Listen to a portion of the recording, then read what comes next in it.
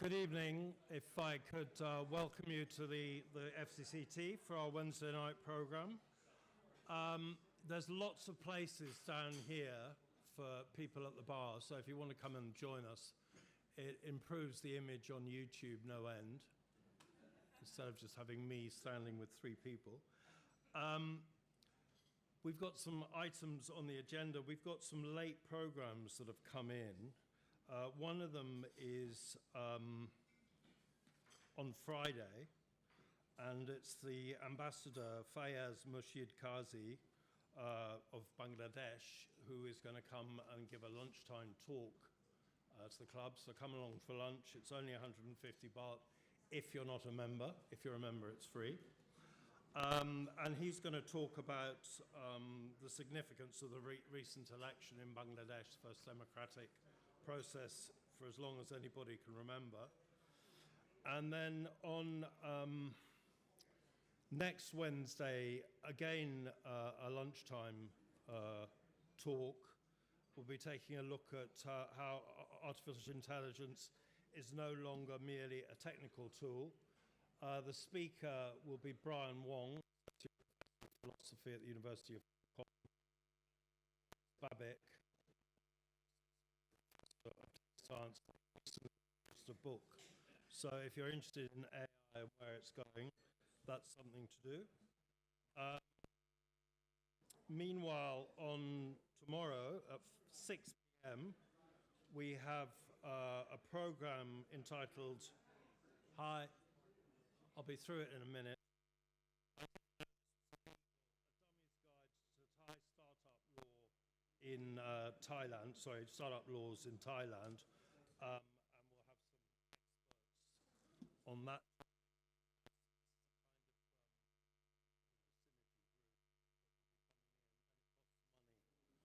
So watch out for that. We've done that, almost done. Yes, one other thing that is of interest on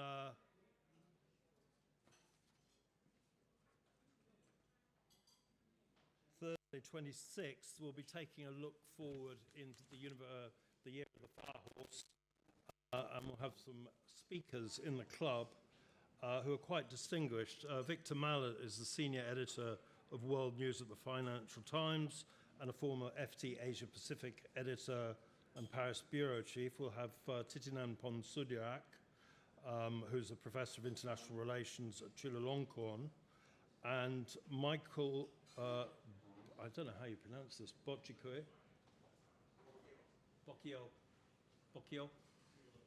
All right, well, anyway, he's a global affairs analyst, a senior fellow at the Atlantic Council, and a founder of the World Briefing Report on Substack. So that's in the clubhouse and coming up. And I think that's enough of what we have in store. And so to this evening, and I woke up this morning and read LinkedIn and got the impression that I may have brought you all here under false pretenses. There was a posting from Bei Fang, who is president and CEO at Radio Free Asia, which, as we all know, was shut down last year by Trump in the cutbacks. Anyway, her posting, I'm just going to read it to you. RFA is back in business. We are proud to have resumed broadcasting to audiences in China, in Mandarin, Tibetan, and Uyghur, providing some of the world's only independent reporting on these regions in the local languages. They join RFA Burmese and Korean, which has been reaching audiences inside Burma and North Korea since December. This critical work, which we have been able to resume due to private contracting with transmission services, is already making waves. RFA's Uyghur service aired a report over the weekend about how children detainees in Xinjiang province are being forced into manual labor at a young age instead of going to school now. Congress recently enacted for financial year 26 a spending package signed into law by President Trump. and it shows its unwavering bipartisan support of our critical mission and work.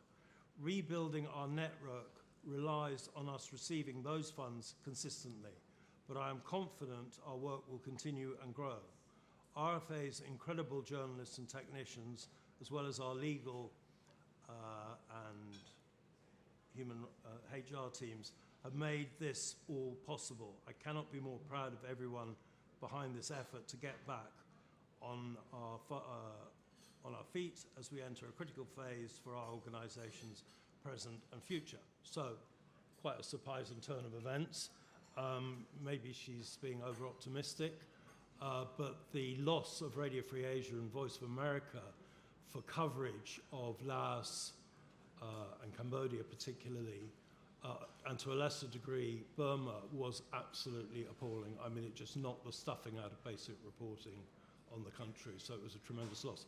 If this is happening, and if they are finding new avenues of funding, then very, very interesting development. Anyway, I just thought I'd mention that before we get going. Heath and Liz? Gary?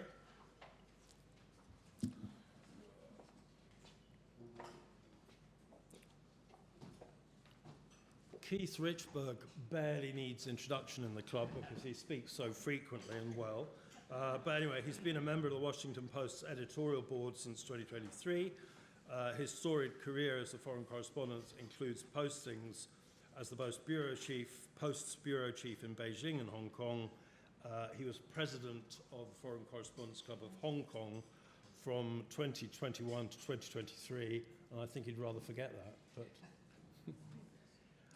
this evening came out of a documentary that we had a look at called The Stringer, which Gary Knight was deeply involved with. And Gary said, well, why don't I talk when I come through in January, February? And I said, no, we want to get The Stringer out of the way, but come and talk to us about the state of photojournalism and what's happening in one very important aspect of the decline in the media. And then the Washington Post shut down 300 journalists. So Gary said, well, what the hell, I'll talk about that, and why don't we do a general program on the state of the global press. So Gary was born in England in 1964 and launched his career from Bangkok in the late 1980s. And he moved his working base to the former Yugoslavia in 1993 and was a contract photographer for Newsweek from 1999 to 2009, a position that's completely vanished. He co-founded the influential Seven photo agency in 2000 and chaired the World Press Photo Contest in 2008 and 2014. He has a long involvement in training young journalists, including with the UK branch of the Bangkok-founded Indochina Media Memorial Foundation. And then we're very happy to have also joining us Anneliese McAuliffe, who's a journalist who's been focusing on the resilience of global information ecosystems and areas such as the intersection of digital governance, the economic sustainability of independent journalism, and the transformative impact of technology and artificial intelligence on media.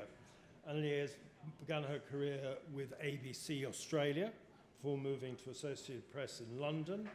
She then spent almost 2 decades working across Asia and the Middle East with the BBC, Al Jazeera, and Channel 4 News. Today, she assesses the structural challenges that the modern media face, from the proliferation and impact of misinformation, disinformation, and hate speech, to the disruption of news business models by AI and digital platforms. Working with organisations like the Thompson Foundation, UNHCR, DW, Dutch Deutsche Welle Academy, she leads initiatives on algorithmic accountability, digital rights, and media governance. So, on the basis of that, Anneliese has been doing a tremendous amount of research. So I think we're going to start with you. Broad Thanks, brushes. Dominic. What is the situation? So I just wanted to start today with a couple of things that you may have noticed when you opened up your social media today. two things that jumped out at me, and I think there's always a news-related, or maybe it's my brain that looks for these things. So, two things I noticed today when I started my morning trawl was quite a mob attack, really, at the Munich Security Conference on Christiane Amanpour. She had interviewed Reza Pahlavi, who is the son of the former Shah of Iran and perhaps the hopeful next leader of Iran. And the other thing I noticed was Stephen Colbert from ABC News defying his organization on air. Of course, CBS has been, their new editor-in-chief is Barry Weiss, the well-known pro-Israeli opinion writer who was made the editor-in-chief of the CBS News network that's now having some severe shocks from that. But I think there are three things that go towards a state of journalism that we can pull out of this. So there is an increased politicization of the news, a lot of political pressure on news organizations, and I think that we'll be talking about that more later. And that is impacting journalists, it's impacting the way that people feel they can treat not just news organizations, but also individual journalists. There are a lot more threats against journalists now, both online and in real life. There's also a sort of sense that the politicization is reaching, high up into networks. And again, going back to what happened with Christiane Amanpour, this attack that happened on her was most likely from a group of people who were part of an orchestrated campaign. So we're also looking at an ecosystem that is manipulated more often than not when these things happen into, and I'm very happy to talk, I've already bored these people a little bit with Iran earlier, but very happy to discuss what was going on there if anyone wants to talk about it later. But I have written some notes. I just bashed out things on my laptop before I came and printed them out and sort of tried to group them up. So maybe they're things that Dominic can pick apart to ask questions further. But, to start off, there is this erosion of trust in the media, the mainstream media, let's say. We always hear about, the mainstream media. So the erosion of trust is very, it's to the great advantage of some people to do that. You may have noticed that the White House, or heard that the White House now has a hall of shame about news organizations and what they've done or what they accuse them of doing. And so you have the hall of shame has AP, Reuters, Politico, New York Times, Wall Street Journal, et cetera, et cetera. And they also have what they call, I think, is it the shame of the week or something like this, where they, at the moment, it's a CNN story that they've picked up on, that they've decided that this is, the most shameful piece of journalism this week.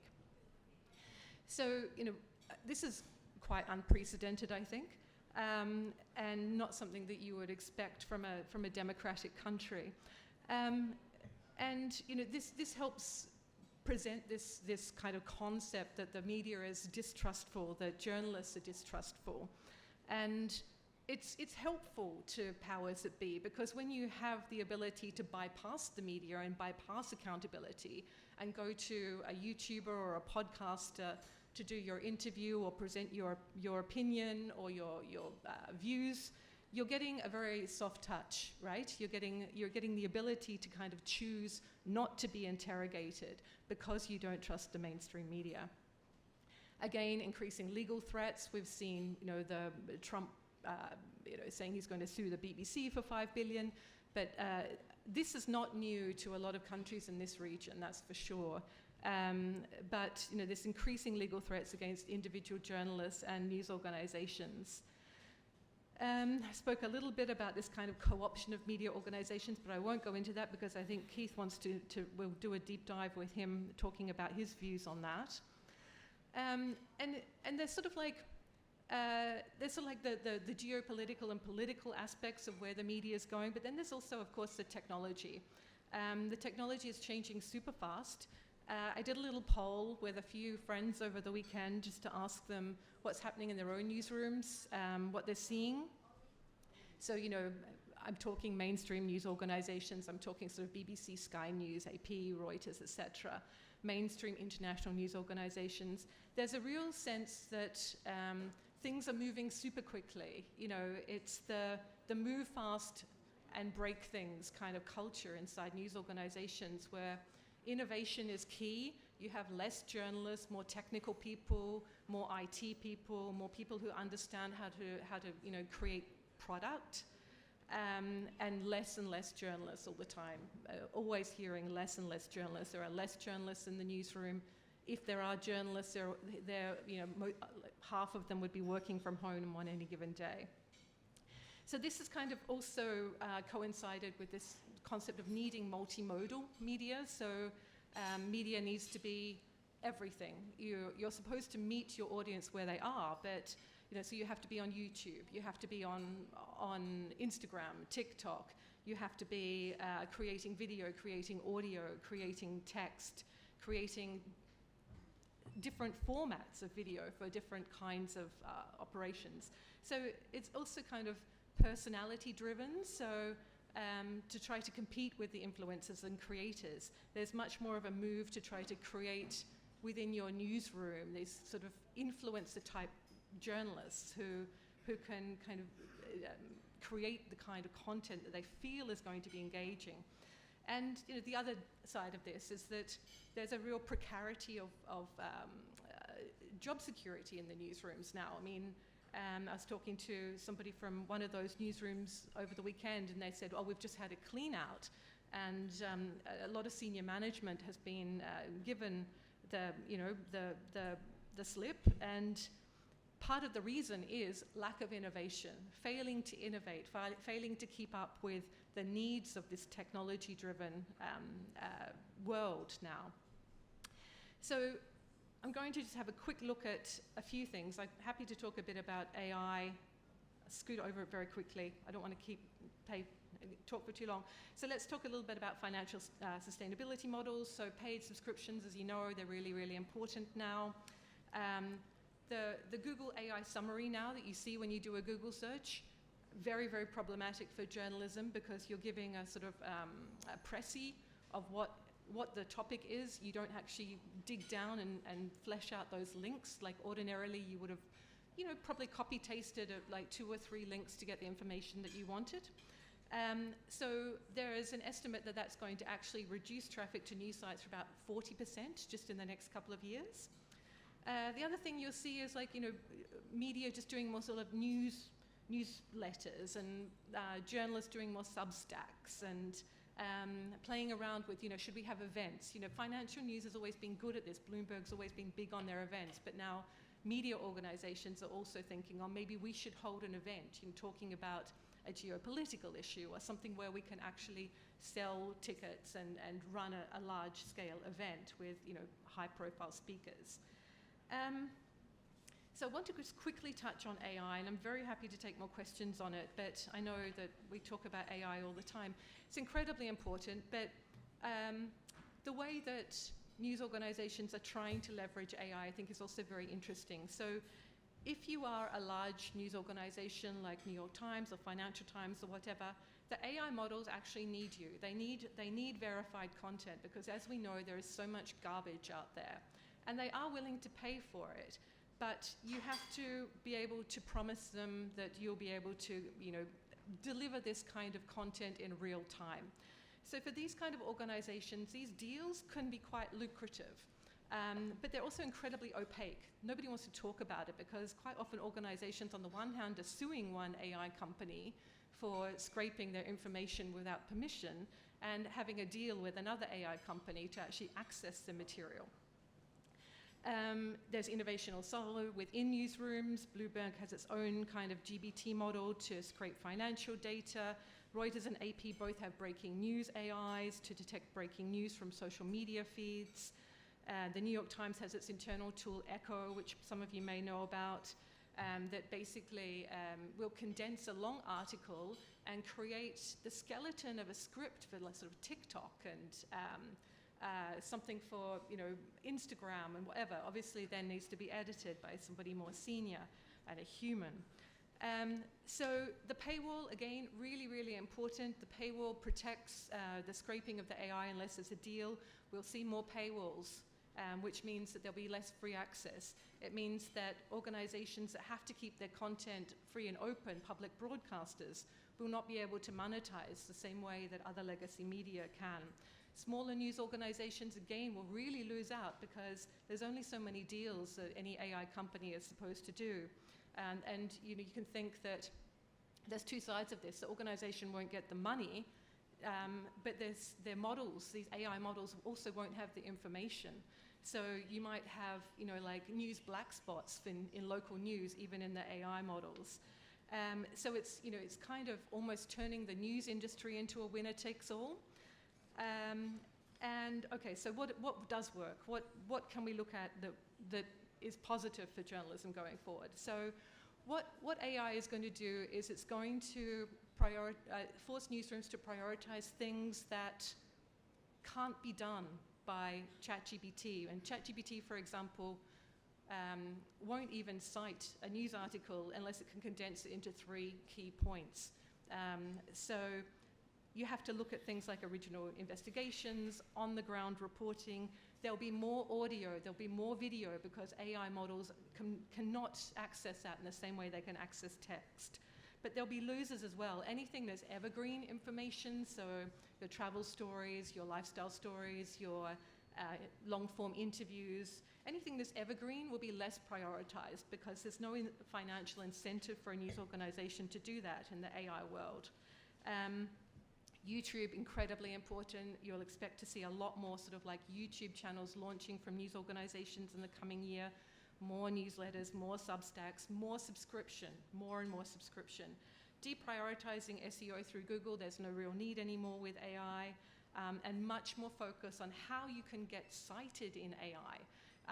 So trying to work out what the tools are and the big AI, sort of Gemini, Perplexity, ChatGPT, all index things differently. So the news organizations are also all trying to work out how they can get their content indexed into AI. I think I've spoken enough, so. Sure, that was very interesting. So Keith, the 3 things you like most about Jeff Bezos. I think you have a very interesting perspective to convey. Well, thanks very much. And unfortunately, the thing that you probably all came to hear about, I can't really say much about because I don't know a whole lot about it, which is what's happening at the Washington Post. I can answer the first question on your minds is, yes, I'm still working there. I still have a job.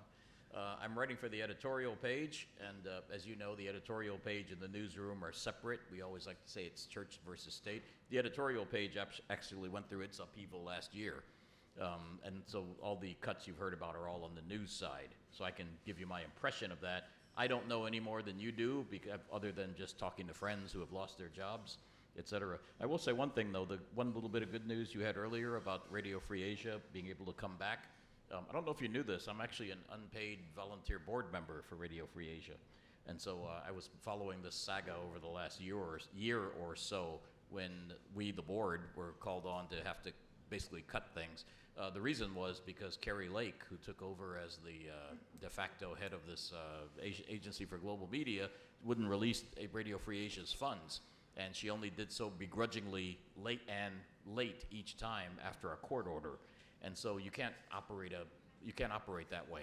And when she announced that she wanted to basically shut down Radio Free Asia, the organization had to keep enough money in the bank to be able to do things like pay rent on leases, including here in Bangkok, pay staff, pay severance, et cetera, et cetera. So Bay is being hopefully a little bit optimistic there, but fingers crossed. The Congress came through with money to fund Radio Free Asia in the future, so hopefully that'll keep going.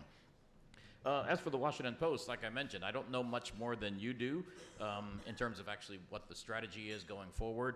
I actually think the number of people who lost their jobs, who were laid off, is actually more than 300. I think it comes out to about 350 to 375.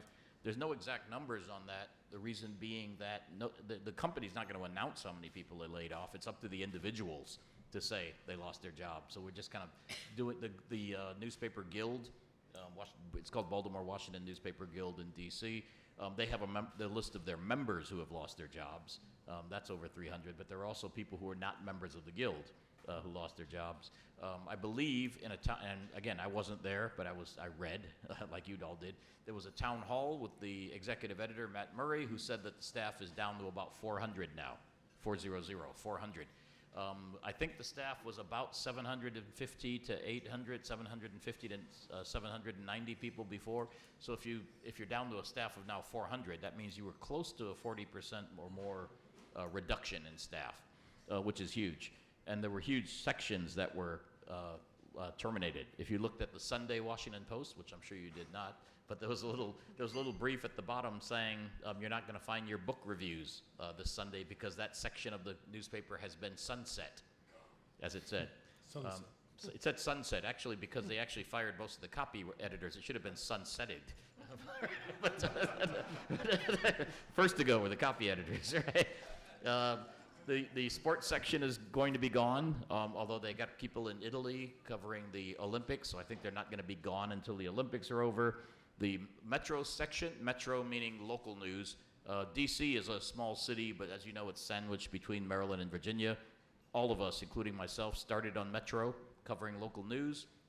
I covered D.C. politics and cops, and then moved over to cover Maryland politics.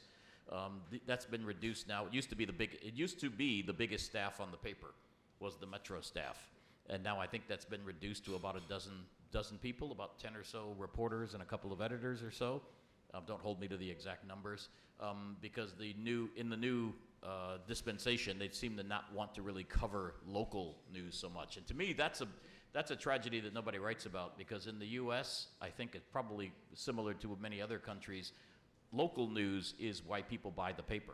They buy the paper to find out what's happening in their community. They buy the paper to find out about police stories. Why was there a fire engine on my street? Tell me about the murder that happened next door, et cetera, et cetera. And when local news dies, especially local political news, that's when corruption flourishes.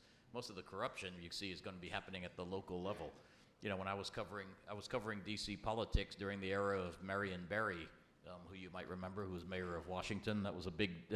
We got a lot of corruption stories back in those days. So the fact that the metro staff is going to be reduced to a shell of itself is really distressing for me. Mostly depressing for me is the idea that the foreign staff has been decimated. We don't have exact numbers because it's up to the individual correspondents to tell you on Twitter, now called X, or Facebook, or whatever, that they've lost their jobs. But it'll be something like a 75% or so, don't hold me to the exact number, reduction in foreign news and foreign correspondence. On the other hand, it's taking the staff down to a level that I haven't seen in about 20 or about 30 years. I joined the Washington Post, I should say, full-time in 1980. I graduated from the university and joined in 1980. At the time, the newsroom was probably the same now or slightly bigger. It was probably about 400 or 500 people in 1980.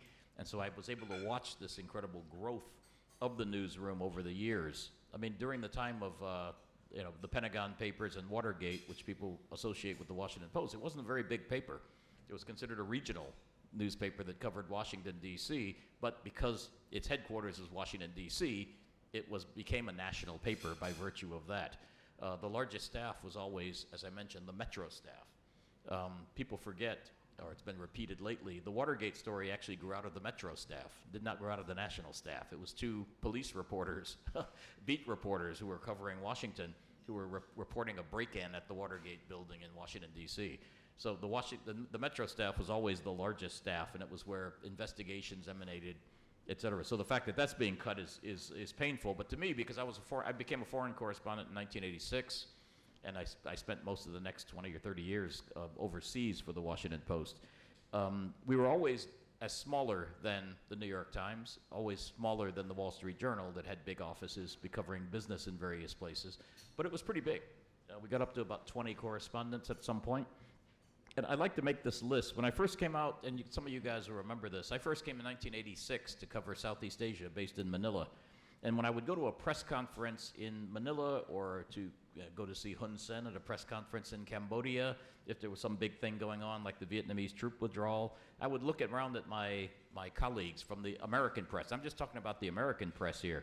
There were correspondents from New York Newsday, Philadelphia Inquirer, Chicago Tribune, USA Today, Los Angeles Times, Boston Globe, Dallas Morning News, Baltimore Sun, San Francisco Chronicle, and the Washington Times. Of all those I just mentioned, none of them have foreign correspondents anymore. None. And so that, and now you can add the Washington Post to that list, even though the Washington Post is probably, they say they're going to have about 7 or 8 left. But again, I don't know where they're going to be based. But I mean, of all that list, and one of the reasons for that is that foreign news is expensive to cover. And when papers go through cost cutting, when they start going through reductions, foreign news is the first to go because it is expensive. And if you're looking at it as a complete accountant, as a bean counter, they say that they don't get that much value added out of foreign news, which is unfortunate. We all are interested in foreign news because we're all here, by definition. But the average American probably doesn't care if their news comes from AP, Reuters, Bloomberg, or if it's a byline story from a Washington Post correspondent. I mean, we can bemoan the fact that the foreign news section of the Washington Post over the last few days I've been looking at it has been running a lot of Associated Press wire copy. Does the average reader notice that? I'm not 100% sure.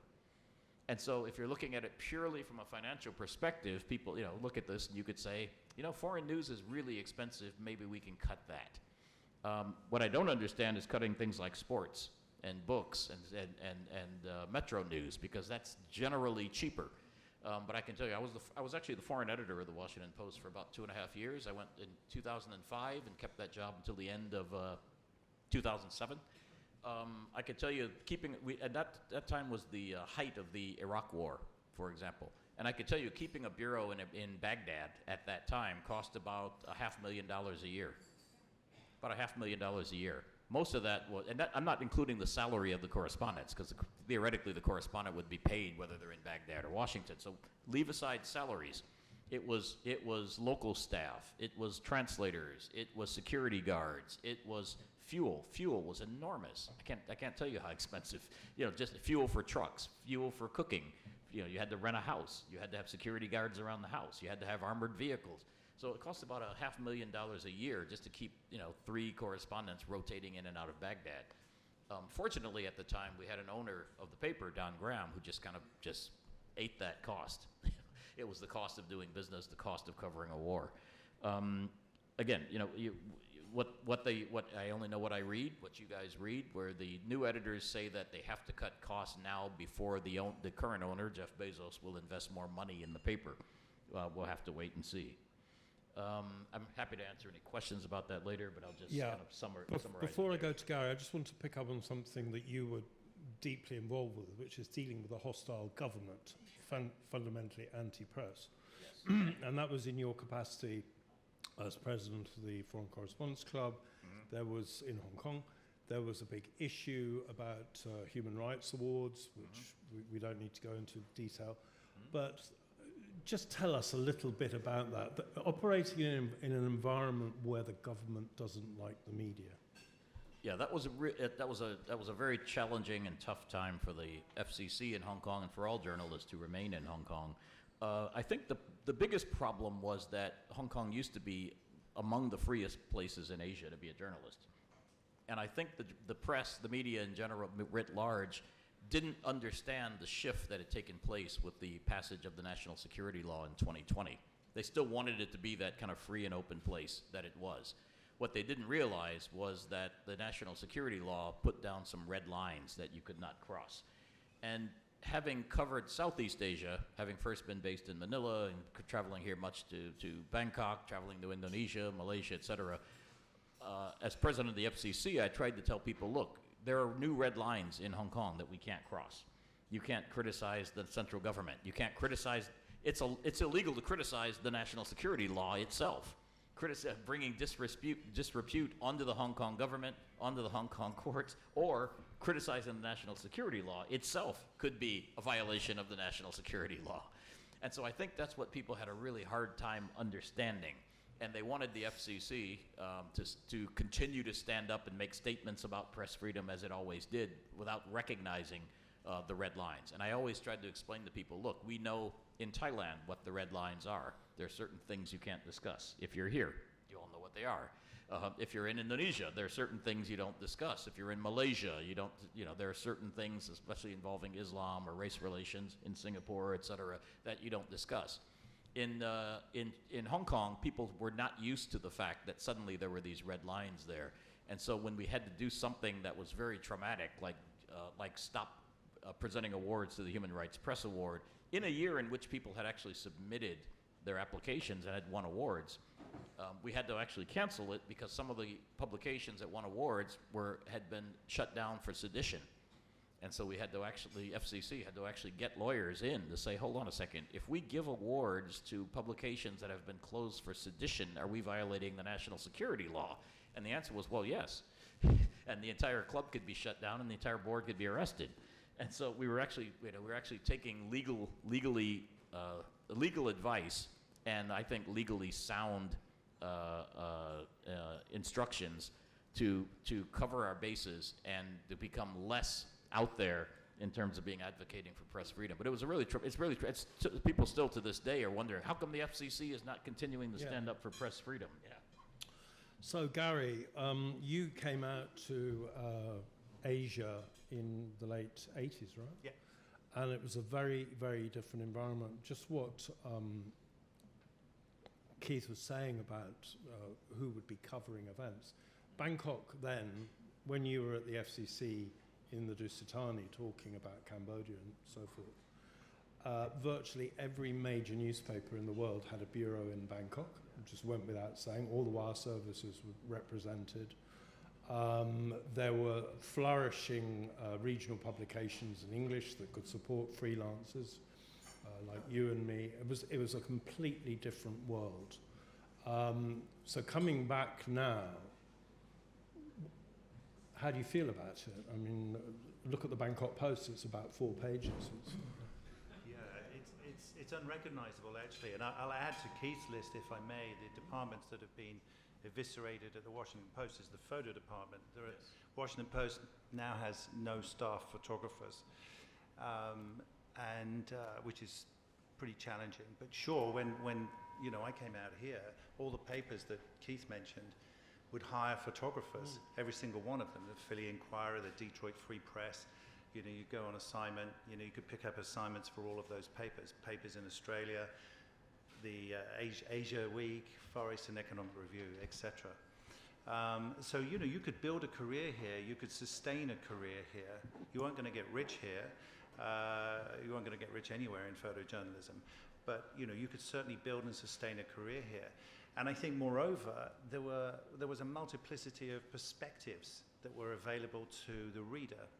And that is no longer the case. There are only really now 4 organizations, maybe 5 you could say, that regularly send photographers on assignment out into the world. That's AFP, AP, and Reuters. To some extent, the New York Times and Getty, although I'd say Getty is somewhat different. The Newsweek, who part of the Graham family network, no longer exist. You were talking about expenses. My satellite phone bill during the invasion of Iraq was $48,000, right? Which is probably one of the reasons that Newsweek doesn't exist. But Newsweek had 5 photographers on assignment covering the invasion alone and 6 correspondents, all over the country, so that you would have this multiplicity of perspectives. And it's that multiplicity of perspectives that has changed, and that, I think, is the problem. It's a very big problem. To some extent, that is being replaced by local photographers. Certainly the best example of that, I think, is Palestine. If it wasn't for Palestinian photographers, Palestinian journalists, there would be no reporting from Gaza. And they've done an incredible job, I must say. But it's also the case in Ukraine. Most of the visual journalism that is coming out of the Ukraine is made by Ukrainians. We were talking a little bit earlier, the conflict in the Congo that's been going on over the last couple of years. I think the 6 principal photographers who have covered that conflict for the Western media were all trained by us, and they're all Congolese and Rwandan. And I think that is actually the future of certainly photojournalism. It's no longer sustainable to send people like me from London, Paris, New York, or wherever, Sydney, Tokyo, to cover these stories. So the landscape for visual journalism has changed dramatically, but I would say, despite the incredibly difficult conditions under which local photographers are working, and they are devastating, they are queuing up to do it. There is no shortage of young people from the majority world, from the global south, queuing up to fill our shoes, which is very, very encouraging. But how do those people survive? I mean, Sure. we look at all these training courses for journalists, and I always ask the question, who's going to employ them? Sure. So that's a great question, and there's no universal answer. So, for example, a number of photojournalists in India will spend the wedding season photographing weddings, and they will then use that money to go and produce work in the season when people are not getting married. Most of the photographers, the household name photographers that you're all probably familiar with here in this room, are working on corporate assignments, advertising assignments, commercial assignments to make a living. Photographers are teaching live events. There are a lot of events that people participate in. At Seven, we've done we used to do an annual event which would generate a lot of revenue, and that revenue is then used to tell stories. Photographers have to be very creative and very entrepreneurial. Long gone are the days when somebody like me, pretty unqualified, could turn up, and learn the craft in the field and sustain a modest living, and then build a career. Elias, you mentioned something very interesting, which is this business of intimidation, legal intimidation of editors. It's something that's come out very strongly in Cambodia, where you had very wealthy organisations, the Prince Group, for example, who were threatening publications in Scotland and Australia with top-level counsel. And of course, when you have a debilitated legacy media, which has no funds to pay people anyway, the last thing any editor wants is to get into a legal wrangle. It's a failure. Has this come across as one of the significant issues? I think it's an issue, and I think it's. I was talking to a freelance documentary filmmaker during the week who was coming to Thailand to make a film and wanted to talk about how to make a film here, an investigative film. And I was like, well, when I made documentaries here most recently, it was an in-house team. So we have lawyers, we have, and we have, people who know the compliance of Ofcom, back, and to guide us. And I would find that incredibly challenging not to have that advice. I in good faith, I couldn't recommend that they pursued this documentary without having that kind of backup. We haven't even spoken about documentary films yet, another incredibly dying mode of making content. They say people can't concentrate. Of course, they're incredibly expensive. And then if you do want to do anything investigative or perhaps where there's a safety risk, which is, a lot of journalism that all three of us have done in our lives, there's a lot that needs to be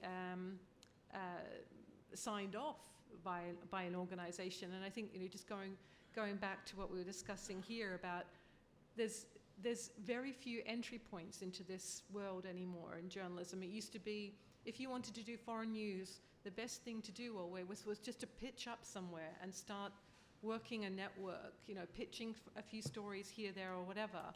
And then maybe you'd get a contract, and then maybe you'd get a staff job at the end of it. I think that trajectory is just really, really difficult now. Also, I heard in the aftermath of a couple of things that have happened in the UK recently, with part of it to do with Trump's legal threat against the BBC. They've almost stopped using freelancers. Their budget has been decimated, and so if they don't have enough staff, then these desks are just, people just have to make do. Whereas I think most of you who've worked in major newsrooms know that half the people on any given day in a major newsroom are not permanent staff. So when you start kind of like even curtailing, you know, those people sitting on those seats, it's often the young people, the ones who are trying to get in.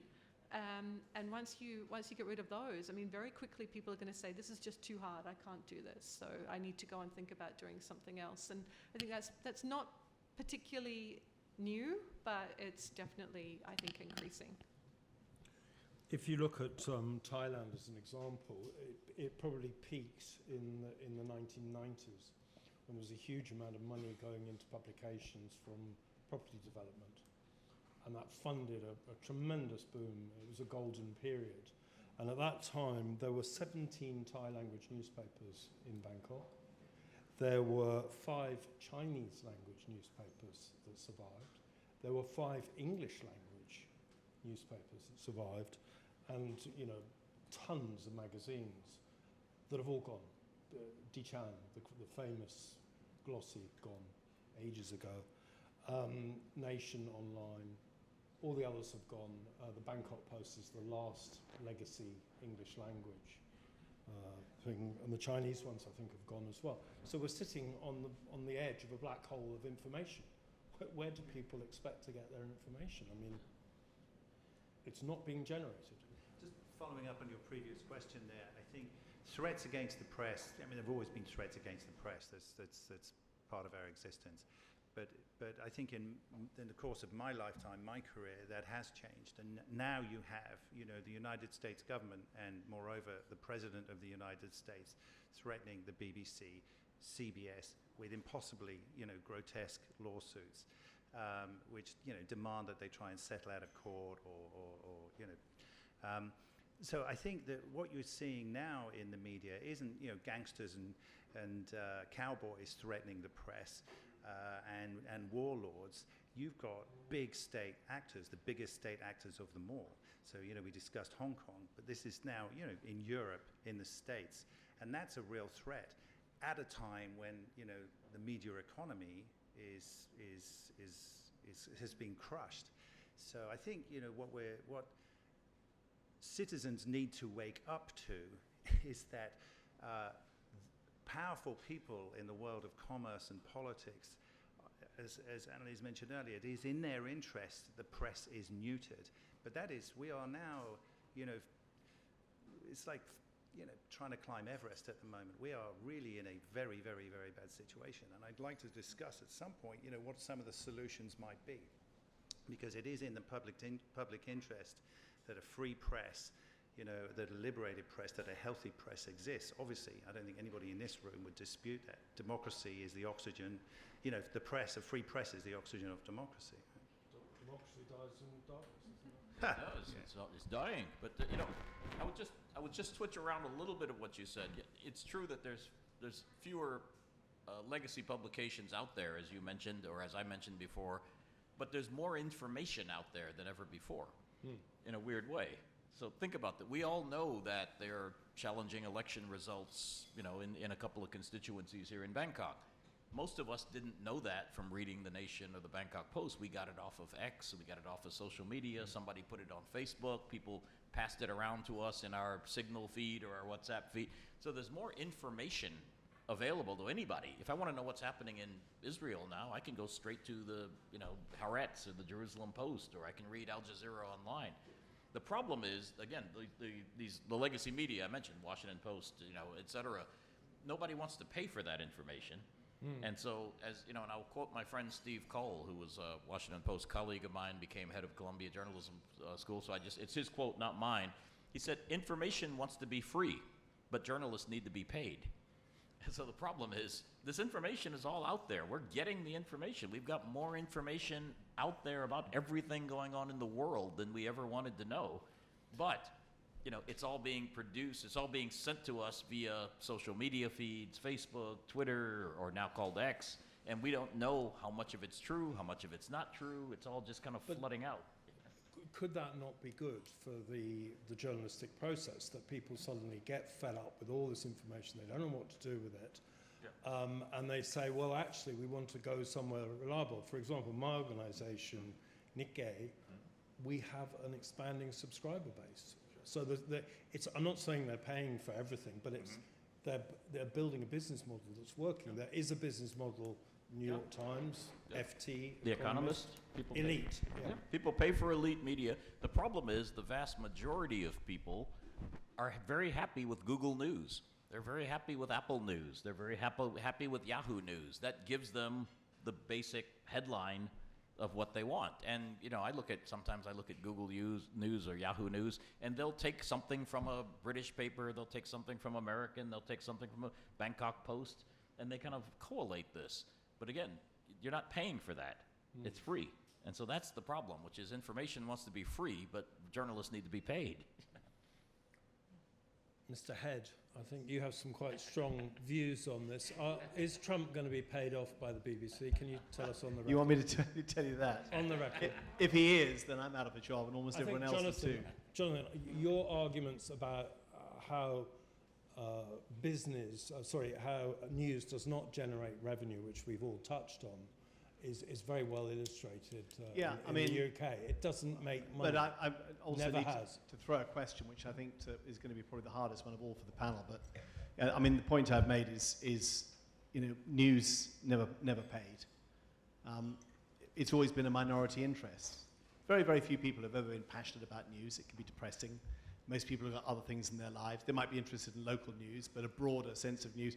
News came packaged. It's the thing we need to remember, that in the days of analog media, there were such limited forms in which you could distribute information. The business model was you owned a newspaper, and the newspaper had a massive sections that people really did want. They certainly wanted the sport, they wanted the entertainment, they wanted the fashion, they wanted the travel, they wanted the lifestyle. They got the news as part of the package. The news was always the most expensive part of it. But it came with a package. It's the same up to with television. You want to watch your evening program, in the middle of it they throw a news bulletin, so you sit and watch that too, and then you carry on watching the stuff you really wanted to watch. What's happened in the digital world is all that stuff's been atomized, because it can be, it's very easy to do, and the news has been left on its own. The most expensive form of content that nobody particularly wants to pay for, except for a few dedicated people. But with that in mind, I think the other thing important distinction that all three speakers have been sort of alluding to is the difference between information, as Keith points out. There's a ton of stuff out there, and some of it's amazing. It's just there's so much of it. And professional news reporting. I know there's a huge amount of cynicism about the MSM. I get a ton of it, and obviously I've got a vested interest because I'm in it. But there is a professional standard to good news reporting. It comes from a huge amount of experience, training, values, principles, rules. I'm bound by a whole load of rules in how I report. All of those are meant to uphold a sort of a degree of balance, accuracy, context, and fairness in our reporting. It's hard to get them all right, but it's supposed to be there. So the real question to the three of the speakers is, how do you make the argument for professional news reporting when so many people are turning to influencers who actually are often just taking stuff that's done by professional reporters and distilling it, putting it out in their own voices and getting 100 times more viewers because they're clever and good-looking and charismatic. But how do you make that argument to a general public that's extremely cynical to say, actually, you need a professional, paid cadre of journalists delivering your news? I can answer. I have some thoughts on that, but I'll answer a fragment of it, right? So I think, you have people in the political life and in commercial life who are actively trying to undermine the media all over the world, right? We're all very aware of that.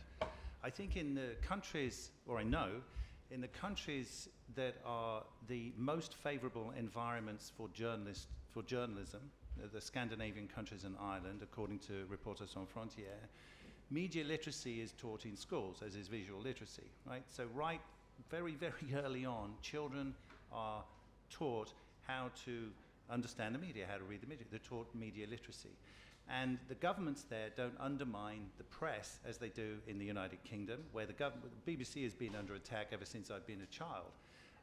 In the United States now, elsewhere in Europe, and I'm sure all over, Asia, which is the worst continent for journalists to work in, as I'm sure you're all aware. So I think you can start with the school system. But to do that, of course, political actors who control the education system are going to have to agree to that. And I think that's where you've got a real problem. So I think you need civic activism, actually.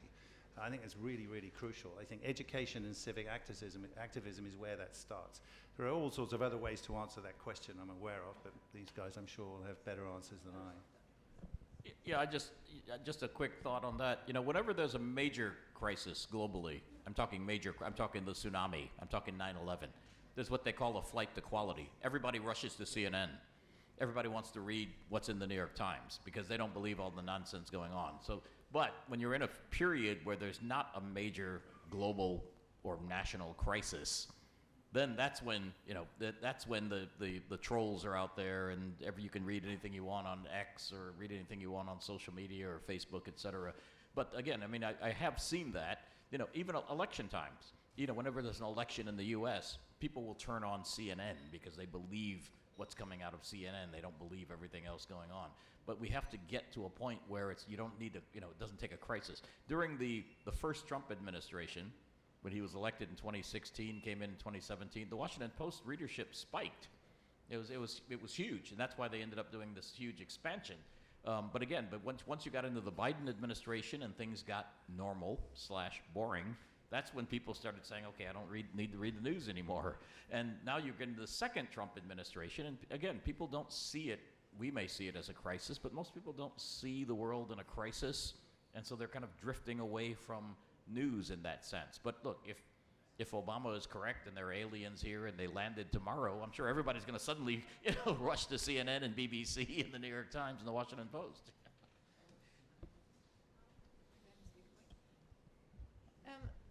I don't think it's a coincidence that probably, you know, the largest political figure in the world at the moment, President Trump, is obsessed with news and obsessed with journalists. I mean, they must be doing something right, to get so under his skin.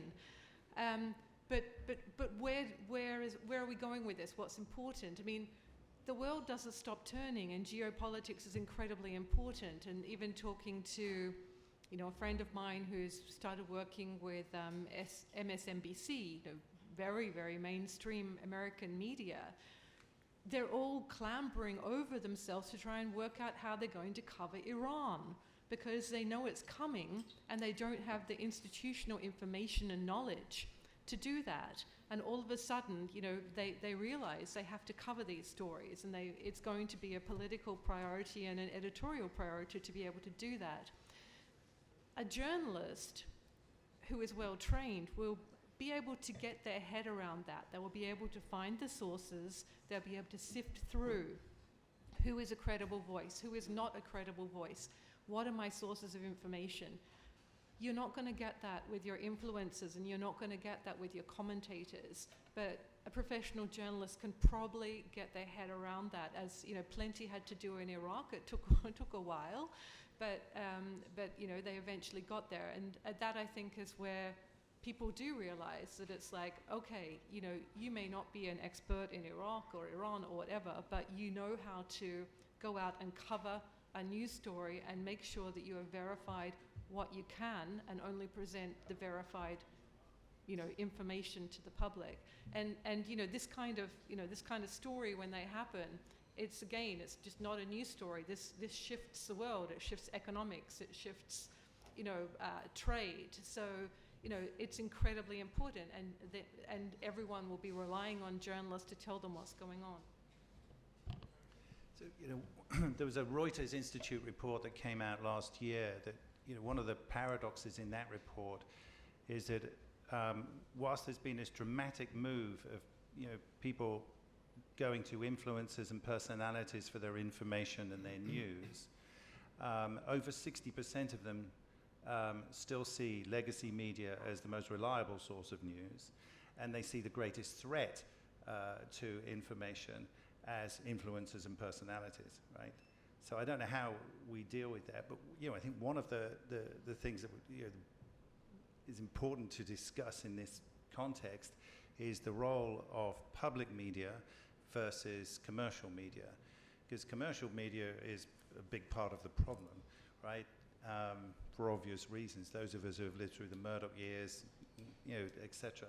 But I think, you know, public media performs a very different function in society to commercial media. And I think part of the future, Jonathan, is, you know, more investment in public media, not less. We have a French public media spokesman on hand, does it happen? If I may, Sebastian Berger from AFP. I think the more investment in public media is a great idea. What we're seeing right now is the way that AI search is killing the click-through advertising model is causing massive stress to the business models of our clients. And we're primarily a commercially funded organization. And our clients are really suffering, and that therefore affects us. I think the fundamental problem that we all face is the lack of willingness to pay for news amongst the majority. Sure, elite publications can survive, can do well, because they serve an audience that needs that. But the commodification of news has been incredibly damaging to the news industry. That's just a mild rant. A couple of things I wanted to say. So first up, just as a comment, as someone who started on a newspaper called the Press and Journal in Aberdeen, an intensely local newspaper, Keith, the idea of tell me about the murder that happened on my street is, trust me, a uniquely American take on local news. My question, there was one actually, and it was quite shocking. My question is, to all three members of the panel, there are still, despite the desperate stresses that our industry faces, there are still people who believe, there are still people who really think it's important to provide accurate information, who feel that journalism is a calling, is something that they want to do. And I think, Gary, what you said about photographers in DRC was particularly telling. But what do you, each of you, what do you tell someone who a 19-year-old, 20-year-old student, whatever, who says, I really want to be a journalist? Get a proper job. Yeah. Sorry. You know, it's a great question, but the conviction with which, so we at the Seven Foundation, we train now, I think, over 1,200 people who come from over 100 countries, all over the world, in the majority world. So by that I mean the global south, right? And they're working under some of the worst conditions that journalists can work under anywhere. So we're talking about Myanmar, Vietnam, you know, Congo, Palestine, you know all the places. And they are lining up to get trained because they want to tell the stories of their own communities.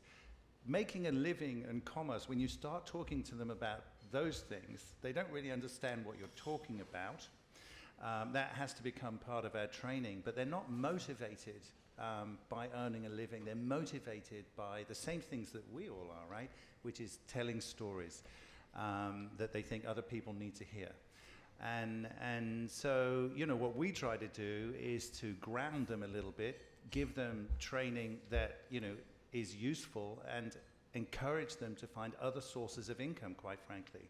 So a lot of them now are working for UN agencies, other super-governmental organizations, you know, NGOs. As I said earlier, some of them are shooting the wedding season in India so they can fund their projects later in the year. But the economics are the biggest problem. The will and the urge, the desire to, you know, hold the powerful to account and to tell stories from the local communities is undiminished, and it's growing actually, which is, I find, very, very rewarding. But the economics is the problem. I mean, here's a question for everybody in this room. I'm going to embarrass everybody. So how many of you read newspapers or journals or every day? Right? And how many of you subscribe and pay to do that? How many of you subscribe and pay to for everything that you read? Right. So I asked the same question of a group of people at the Frontline Club in London, and it was exactly the same number, right? 0. So you know, that we can start here, right? We can start by subscribing. I was speaking to a very, very wealthy friend of mine, a business guy, yesterday, and he told me that he reads The Guardian because it's free. And if anybody can pay for what he reads, it's him, trust me, right? But he reads it because it's free, and it's good, yeah. Yeah, of course. Just to answer that question, you know, from 2016 until 2023, I ran the journalism program at University of Hong Kong, and you know, every year we had more people applying for the program than we had space, and it was exciting to see. And every year, you know, at orientation, we had an undergraduate program and a master's degree program. The master's program was 1 year. The undergraduates were there for 4 years. Every year at orientation, I would tell them, you know, it's going to be difficult to get a job. You know, the journalism industry is changing. You're not going to have any friends. Nobody wants a journalist around them at a dinner table, you know, taking notes. If you want a friend, get a dog, you know. And every one of them were just excited to be a journalist. They were coming in there not because they wanted to make money, not because they wanted to have friends. They were because they actually believed in it. And that was one thing that was kind of exciting for me to see. 90% or more of every class since I was there from 2016 to 2023, 7 years. And again, and then after that, I went and taught journalism at Princeton for 1 semester in the fall of 2023. 90% of the class were female, were women. And many, when I was in Hong Kong, probably 70, 80% of them were from mainland China, which was really exciting to see because they were mainland Chinese who said they want to tell the real stories about China that can't be told. And they were excited to do it. They knew they probably couldn't do it as journalists in China, but they wanted to work for Bloomberg, Reuters, AFP, CNN, whoever, to tell stories about China that couldn't be told. And when I interviewed every one of them. Every one of our master's students we interviewed before we accept them. And I would always ask them, you know, about being a journalist. And aren't you worried about making money? You know, aren't you worried? And they say, well, my parents don't really want me to be a journalist, but, you know, for a girl, they always tell you it's okay, you can do whatever you want to do. And so the boys are under a lot more pressure. My experience has been quite different, actually. In this region, and you know, UNESCO has done quite a lot of work on this, is that in the journalism schools, a lot of people don't want to be a journalist. They want to work in communications or public relations, and that there is a big gender issue with actually getting women into journalism and being journalists. So my experience has been a little bit different, but and I also think that there's a journalism schools are only one place to learn journalism. You know, most people I've worked with don't have a journalism degree, you know, and I've worked in multiple organizations. In fact, I can probably count the people who actually have a journalism degree on one hand. Most people have come into the world from a variety of backgrounds. But, you know, in terms of flipping back to the question, who would want to be a journalist? I mean, I always think that it's a bit like, and I can't remember, I think it might be Louise Bourgeois who said about artists, you know, artists are born, they're not made, you can do nothing for them. And I think journalists are the same, and you talk to a journalist and they'll always be able to tell you at what point did you want to become a journalist. Is something sort of ingrained in them. And with those people, yes, you know, there's nothing you can do for them, they just have to be a journalist. Also, when I was at university in the 80s, there were no journalism schools. They just didn't have them. You couldn't do courses in journalism. You might be able to do a certain type in a polytechnic, but basically when you came out of school, you did one or two things. You went to a local newspaper like the Aberdeen Gazette, or you went off and started reporting and got patronage from editors who started doing. That was how you became a journalist. It was always on the job. Christopher. Oh yes, my name is Christopher Moore. The question I have is about the role of AI, particularly AI agents now, where it seems to me from what I'm taking away from the panel is that traditional journalism depended on editors to select what stories to run. And that's a subjective decision that has to be made, and everyone would have to abide by that decision. They have no choice. It's a printed document. It seems that we're now entering a world where you can have your news feed tailored for your own interest.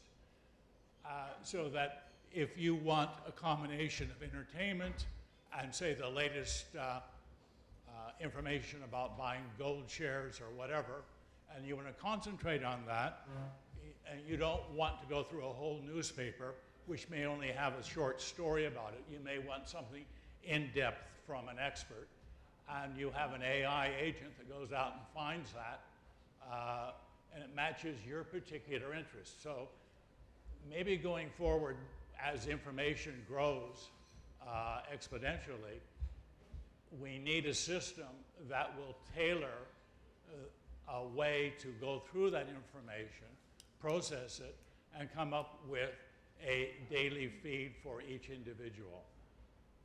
I'm just putting that out for That's discussion. already happening. It's called agentic AI. Right. And it comes with its own problems because your self-defined feed when you're 18, 17, 16 years old will live through with you, and you'll always just be given the same information. And it actually scrapes a whole lot of data from your phone and from your laptop to decide, you know, what you want to be presented with, and it comes with its own sort of problematic issues as well. You're absolutely right. You know, one of the more distressing things I heard coming out of the Washington Post layoffs of the last couple of weeks was when the editors said in a town hall meeting that, and I think the owner of the paper said, the data informs us as to what the readers want. Right. He said that, I believe, something along those lines. The data is there, and it tells us what readers want. That's why they got rid of sports, and that's why they got rid of Metro, and that's why they got rid of the foreign staff. The data can only tell you so much, because the data is telling you this is what readers are clicking on, right? That's the algorithm. But the reader doesn't know the story that hasn't been written yet. The reader doesn't know the Watergate story because the Watergate story hasn't been written. Sure. The reader doesn't know the investigative story that hasn't yet been written. One of the joys of, again, you know, maybe I'm old-fashioned, but one of the joys of actually picking up a newspaper is simply that by flipping through it, you will be drawn to a story that you would never ordinarily read, but you see it. It draws you in by a photograph. It draws you in by a headline. It draws you in by an amazing lead in the story that makes you want to read a story that you didn't know anything about. And that's the joy of reading a newspaper. That's why it's called news. That's why it's called news. Right. Okay. Thank you, Paul. I think that's one of the problems with commercial media, right? This is the problem with commercial media. We were talking with Jonathan a little earlier, who was saying, our masters are thrilled if they get 5 million eyeballs on the story that we're publishing, which is, fantastic. But that's not what journalism's for, right? Yeah. You know, you're not producing journalism to give people what they want to read.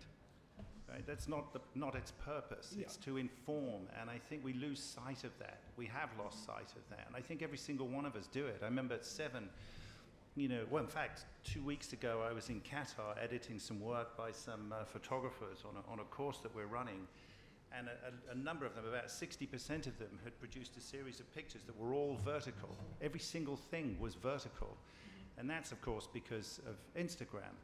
But you can't photograph the world vertically, at least with wide lenses, because you get a lot of street and you get a lot of sky, and whatever's in the middle is a long way away, right? So you just can't work like that. But I think, what they're trying to do is create pictures that they think people will like. The 7 photographers, right? One of the most prominent photo agencies on the world. When Instagram really took off, everybody started shooting vertical pictures. And our photographers started feeding Instagram with images that they thought would get liked, right? And that's not the function of our job. It never, ever has been. It's not a popularity contest. Journalism is not a beauty contest, right? And I think we really do lose sight of that. But then, how do you pay for it, right? Jim, you're old enough to remember newspapers of record? Yeah, way back. My question, Jim Wolfe, retired from Reuters. My question's for Keith about the Washington Post. I know you say you don't know more than anybody else who's reading about the Washington Post layoffs of the last week or two. But I wonder if you could clarify the number of subscribers who may have canceled their subscriptions after Jeff Bezos pulled the endorsement by the editorial board of Kamala Harris I've seen a lot of numbers, and I never see a source cited for these numbers about how many people canceled their subscriptions. I was hoping you could shed light on that, and similarly, how the Bezos's stated intention to turn the editorial board into a more free market friendly mill for readers' contemplation. And finally, I wonder if you'd take a swing at Wither, the Post, what you expect. Do you think there may be a sale that Bezos will offload it eventually? Or do you fear that it's part of a plan to kill the Post? Would you care to put your head on the block? Thank you for that. Thank you. I can answer the last one quickly. I have no idea. I mean, I have no idea what's in Jeff Bezos' mind about the Post. All I know is he's repeatedly said he has no intention of selling it. And people would say, why would he bother making all these cuts, or allowing? He didn't do it, obviously, himself. But why would he allow all these cuts if he was going to sell it anyway? He would have just sold it and let the new owner make all these cuts. But I have no idea. In answer to your first couple of questions, look, I was on the editorial board that wrote the Kamala Harris endorsement. I never read it. We debated it on the editorial board. We discussed it a bit, and one person who was the deputy editor was assigned to go off and write it, and he promised he'd share it all with us. But that's when the decision was made that there would not be an endorsement. Quite frankly, I actually can agree with the idea that newspapers maybe shouldn't endorse presidential candidates. I don't think that's a really bad idea. Many newspapers do not. I think most newspapers do not no longer make endorsements on presidential races. So I think not having endorsements, I think, is a defensible position, and it's one that I probably would have agreed with.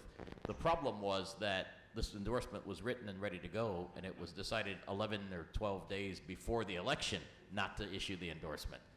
And so therefore, no matter what the editors and the owner of the paper said, it looked like this was being done, as a sop to, the guy who won the election. But again, if you'd asked me, if this had been done a year earlier, if they had made an announcement that this year we're not going to endorse a presidential candidate because we believe newspapers should be neutral, I don't know if many people would have canceled their subscriptions. I mean, people may have hemmed their hawed, et cetera, et cetera. But again, I think it was a defensible decision.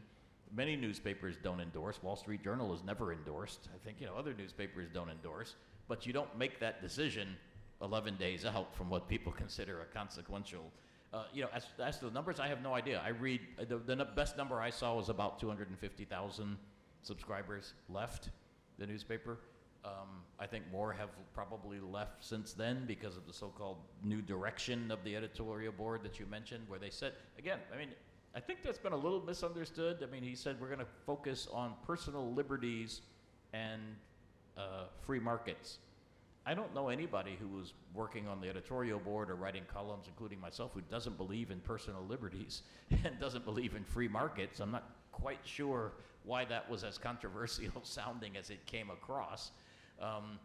But again, I'm sitting here, I'm in Bangkok. I write about what's going on in Myanmar. I write about elections, and I write about what's happening in Sudan, and I write about human rights issues, and to me, they're all about personal liberties, So nobody's ever told me you can't write something that I intended to write because it doesn't fit within these rubrics. I'm not quite sure who doesn't believe in personal liberties, and I'm not quite sure who doesn't believe in free markets. I guess there might be a socialist who wanted to write a column or something about anti-free markets or something that didn't get in. But I think that, look, and I can tell you, I'm on the editorial board now. I sit in on the meetings, including one coming up shortly. There's nobody on the editorial board who's kind of MAGA, pro-Trump, et cetera. And if you actually read the editorials that have been written, you'll see quite a few. You'll see most of them are actually quite critical of tariffs and critical of a lot of things that Trump has done. So if people actually read the editorials that are coming out, they'll actually see there hasn't been a huge change, and they're actually quite critical. Right, we've run for an hour and 15. Paul, are you waiting to ask a question?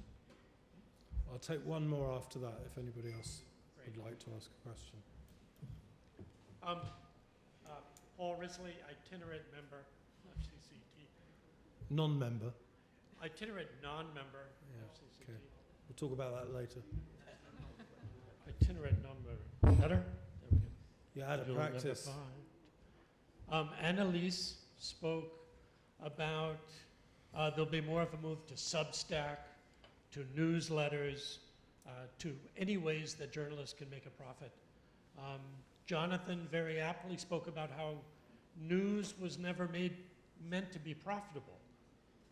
And even Keith, in speaking about his good friend Jeff Bezos, with his net worth of $249 billion or something, that, you know, the discussions of the salaries of 350 employees is probably chicken feed to somebody worth that much at that level.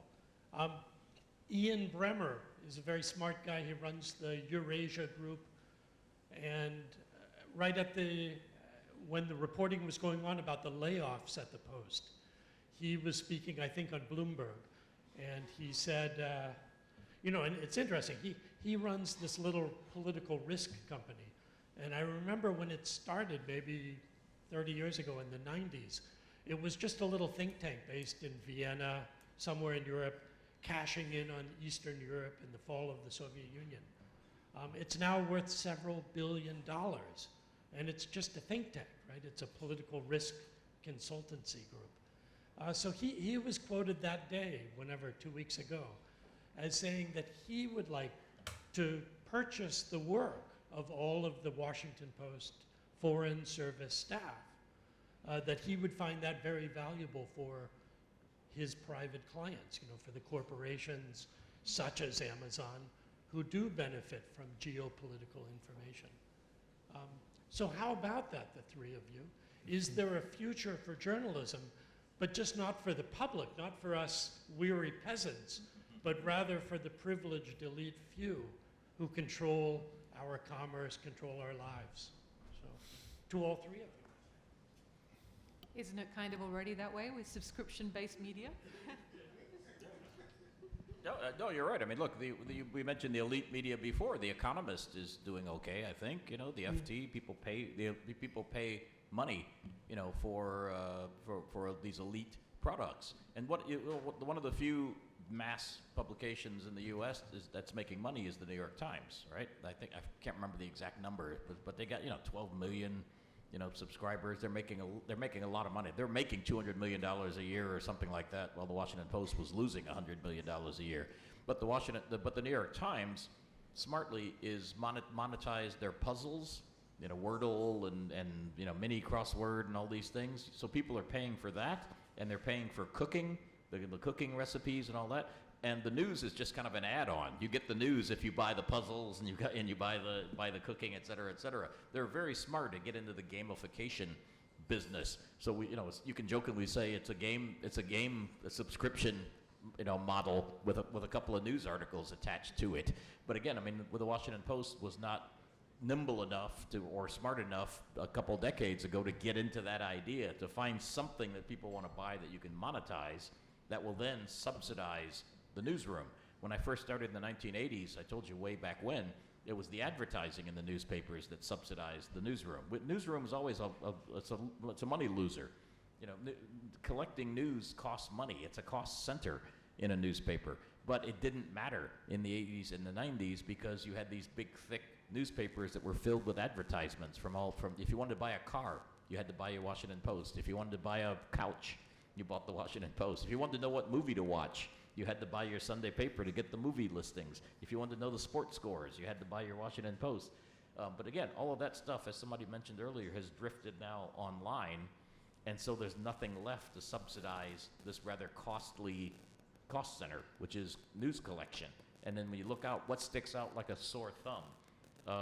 Travel, right? And what's travel? Foreign news and sports. Because sports, you got to travel around the country covering these teams. So those two stick out like a sore thumb in terms of cost, but there's nothing left to subsidize it when everything else is drifted online. I think producing journalism for the rich and powerful isn't very interesting for me, and I don't find it very motivating, because I think they're the people who journalists need to hold to account largely. So, you know, I'm a great believer, as I said earlier, in public media, and I think journalism is for the majority and to hold the minority to account. So, but I think, you know, as Keith said, I think the New York Times, there's a lot to learn from the New York Times. The cookery pages, the Athletic, which they bought, right? Wordle, fantastic, you know, generates a lot of money. And if that's what it takes to, you know, produce a newspaper like that, great. But we should all be subscribing to everything that we read. Barney? Bernie Basley, freelance, West Coast, ABC, NBC. This is kind of like a problem. It's pretty much universal over the entertainment industry and news, if you could consider news being entertainment, which it kind of is.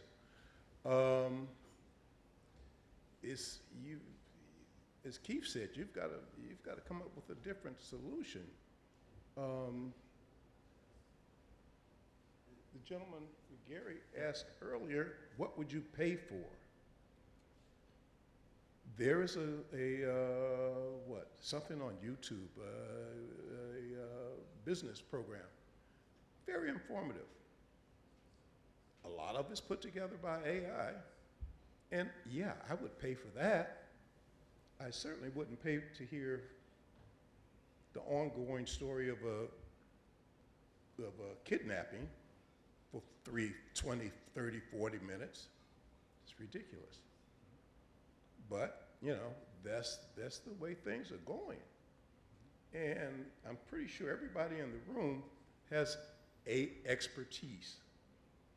And I would suggest that you look into it and start putting together your own piece, your own project. YouTube is not that expensive to get into. But that's pretty much the state of the state. In just a last comment, in this part of the world, there's a very good example of good publications that failed because they didn't adapt to the times. It's the Far East Economic Review and Asia Week. And they were both closed down in the wake of 9/11. I won't go into the complexities of it, but one of the problems they had was that they hadn't evolved. They had grown up spoilt on regional advertising from Toyota and wherever, and failed to recognize that the region was diversifying. So they had good journalists, a very good product. Asia Week was much bigger than the review by the time it finished. Everybody always forgets that, including that awful article that you endorsed the other day. But the point was that if they had realized that the world was changing and gone to a metropolitan regional advertising model, which they never had the imagination to do, it might have been a very different story. Asia Week had a circulation of 136,000 by the time it closed. That's very big for a second language publication in the region. But it went, and simply they could not afford to keep publishing that amount of wood.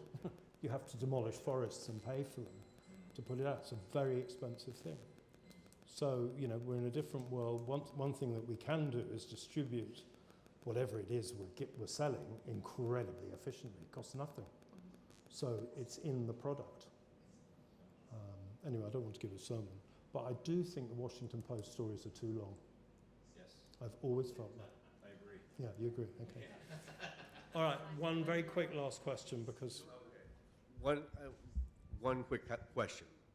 And listening tonight, it seems what I'm hearing is it's how does the legacy media fit into this new world? And I would say the answer is pretty obvious in this room. There's nobody here under 50 years old. Where are they tonight? They're gone. Huh? All right, we have There's one. one. He snuck in. Security. But, but that's the point. You're trying to fit in your world, you know, like Keith was mentioning about, well, the metro section. Well, the biggest local story happening in Minnesota of shootings was 100% covered by citizen journalists. Where was the legacy medias for that? Wasn't needed. Wasn't needed. And the world has changed. And between losing your credibility, the way legacy media has and all kinds of reasons, and the young people obviously don't care. They're not here. They knew about it. They didn't show up. So I would ask, how do you see moving forward? I don't think there's any there. That's what I would say. Are you always such a killjoy? Sorry. But I'm just saying. I think the fact that there aren't any young people here, apart from the gentleman in the white shirt, isn't an indication of young people's interest in what's going on in the world around them. I would say that a lot of incredible journalism was produced by professional journalists in Minnesota. Incredible journalism. And it's really, really important journalism as well. So written journalism, video journalism, and certainly a lot of still photography was just incredible, forensics, etc. It's really, really remarkable. But I think that, again, this Reuters Institute report that I keep referring to, for my profession, they made it very clear that if you want to talk to young people, you don't put still photographs in front of them, because that's not what they're interested in. You make time-based media. You show them film, you show them video, and that's what they're interested in. So, if I were to sit here on this stage and bemoan the fact that my craft, Dominic's craft, still photography was dead and over, I'd be wasting, my breath. It's not interesting. If I want to tell stories, and I want to tell stories using visual media, and I want to reach young people to inform them and tell them what's going on in the world, I've got to go to where they're going, right? And it's obvious, we all know where they are, but we have to produce stories that fit into the formats that they consume. It's really straightforward. And that's one of the reasons why, still photography has struggled. A lot of still photographers didn't want to adapt, but there's an audience there, and it's a big audience. And that's where the young people that are working for us, we're moving more, who we train, we're moving more and more now into training them in time-based media, because that's how they'll reach the new audience. If I could just make one comment, I mean, they are a very difficult audience to tap into, because they are very unlikely to subscribe to anything. So it is the TikTok and the YouTube. And I think if you pay attention this year, you're going to see a lot more legacy media or national media, public broadcast media, increasingly trying to innovate in that space. Is definitely going to be something that you see in the next year, particularly YouTube. It's not a question, is it? You're going to tell us some. Hi, Sen Nguyen, BBC. Not to prove a point to the gentleman that there are young people here, I just want to throw in the questions. I don't know if this is the right place to ask, but I want to drive the discussions a bit closer to home. We're talking about foreign media, but I want to ask about what your thoughts are on Southeast Asia-born reporters and journalists who have been uplifting and feel the energy of foreign media for decades, ever since here. And now, increasingly, there are the bylines, no longer the additional bylines. And when you put the challenge of the industry in crisis, mixed with a bundle of challenges, when you say analysts about gender, and the fact that your nationality is going to put you at risk for being a journalist, all that combined make the picture really stark. So I just want to know what your thoughts are on where this generation, or maybe my generation, I've only started 10 years ago, would go moving forward. Those who want to work in foreign media, but those who want to, but not exactly professionally bilingual or trilingual in some cases. But besides the easy questions of, no, they're going to leave the industry, what are the ways, what are the other ways, what are the alternatives for these generation of Southeast Asian-born reporters who want to work for foreign media? Thank you. Can you introduce yourself? Sen Nguyen, BBC. Sorry? Sen, BBC. BBC, Yeah. okay. Vietnamese service. Yeah. It's okay. Does anybody want to say? Yeah, I think, journalists who are reporting on their own country, local journalists, right, as you know very well at the BBC, are more vulnerable than any foreign journalists. So you face, you know, very, very special conditions, right? And, you know, the fact that there are 1,500 Burmese journalists in exile, either internally or here in Thailand predominantly, that there are, you know, over 100, I think, Palestinian journalists in exile at the moment, speaks to that. So I think journalists who are reporting on their own countries and their own regions work under very, very different circumstances to people who look like me, although that might change when I go back to the United States, right? And I mean that quite seriously, actually. But I think that the future of foreign reporting, so-called, is in fact in the hands of local, regionally based and born journalists for a variety of reasons. One, you know, simple economics. It's no longer possible for a magazine like I work for, Newsweek doesn't exist anymore, but if it did, it couldn't afford to send me somewhere for the length of time that would be required frequently for me to understand the story well enough and report on the story effectively. Local journalists are much less expensive to maintain. If they have access to the information and training, they're every bit as good, if not better. So I think the future of journalism is very much in your hands, actually. You know, quite how the economics work, I don't know, I'm not qualified to say, but, you know, I do believe that, you know, journalism is in the public interest. Journalism will survive, and I think it will thrive. When we go through periods like this, with, you know, Xi, with Putin, with Trump. We've been through this before in history. When we go through periods like this, they don't last forever. We come out of them. And I think journalism will thrive, it will grow, and we'll figure out ways to make it more viable. I don't know what they are. Smarter people than me will need to tackle that problem. But I do think that, you know, your future is bright for sure, and that of Cambodian, Burmese, Bangladeshi. Just look what's happened in Bangladesh recently, you know, and the effect, you know, the impact that Bangladeshi journalists had on that story. It's incredible. So, you know, I'm hopeful about the future. Annalise? I have concerns because I still think there's a status that is not equal, right? Yeah. I mean, I do think in the future we are looking at the death of the foreign correspondent. I do think that is increasingly happening. But I think there's already too much inequality in newsrooms. And when you start having this kind of like the foreign correspondent is paid this, the local correspondent is paid that, and it's all a discussion about economics, this always concerns me. I mean, I spent about 7 years working at Al Jazeera, where we had you know, the newsroom and the reporters were all basically from their countries, and then there was some internationals as well. But everyone was paid the same. Everyone got the same salary for their grading.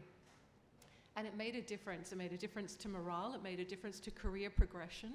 And I think it just took away some of the barriers. Because, you know, when I heard your question, I thought your question was about, oh, I'm currently a journalist in Thailand, but I want to be a foreign correspondent. You know, maybe I want to go and cover US news, or maybe I want to go and cover Middle East news or something like that.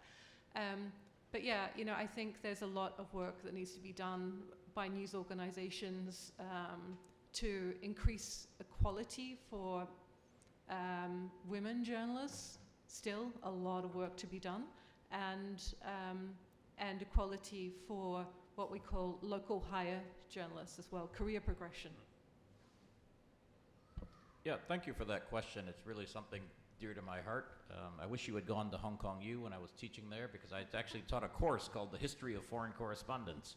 Foreign correspondence didn't really exist for a long time, and the first foreign correspondents were actually Westerners. They were actually Americans and Brits who were sent overseas to cover things, because most of the world didn't have a press. They didn't have a free press, and they obviously couldn't afford to send people overseas, et cetera, et cetera. But the early foreign correspondence, I'm talking about up through and including World War II, were some brave women, but mostly men, mostly white men wearing trench coats who were sent out from the headquarters to cover things. increasingly, what we have seen starting in the last couple of decades or so, and I saw it in my lifetime, is the foreign correspondent is no longer foreign.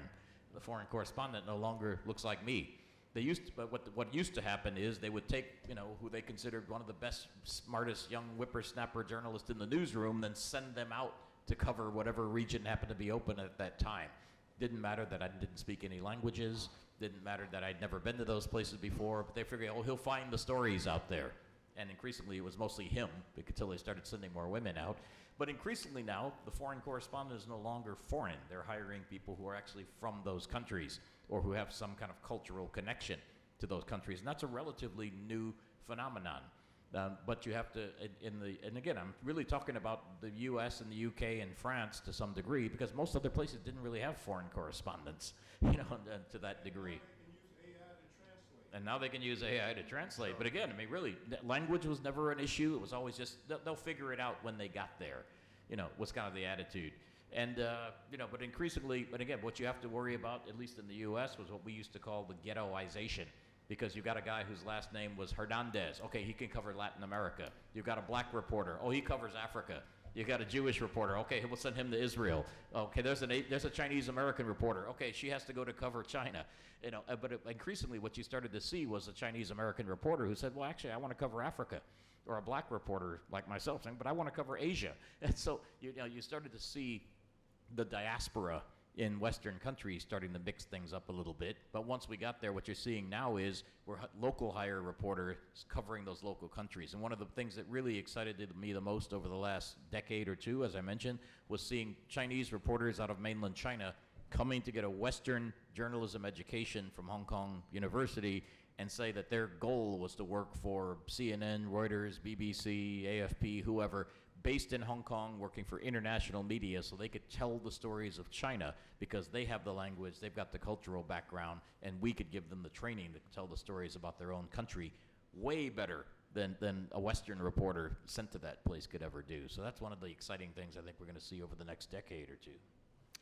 Great. Well, I think the most disturbing thing this evening was our failure to engage with the under-50s. We've got two snuck in somehow, and we'll investigate that later. But we had a media program here about 5 years ago, and Mick Elmore, who was a journalist, was teaching at Chulalongkorn, and he'd figured out that he could bring in 12 students from Chulalongkorn, and they could get points towards their course. So they all came trotting in, and they were bored out of their minds, sitting along there. And so I tried to, wake them up. And I said, well, it'd be interesting to know how many of you actually subscribe to newspapers. Any of them's hands stayed down. And then one of them raised her hand and said, well, I read a newspaper. And I said, which one is it? It's the Bangkok Post. And why are you reading it? My grandmother gets it. So, wiped out. Anyway, we've got to find new ways of doing things. Gary, Annalise, Keith, thank you for a lovely evening. I think plenty of food for thought. And Bangladesh ambassador on Friday lunchtime.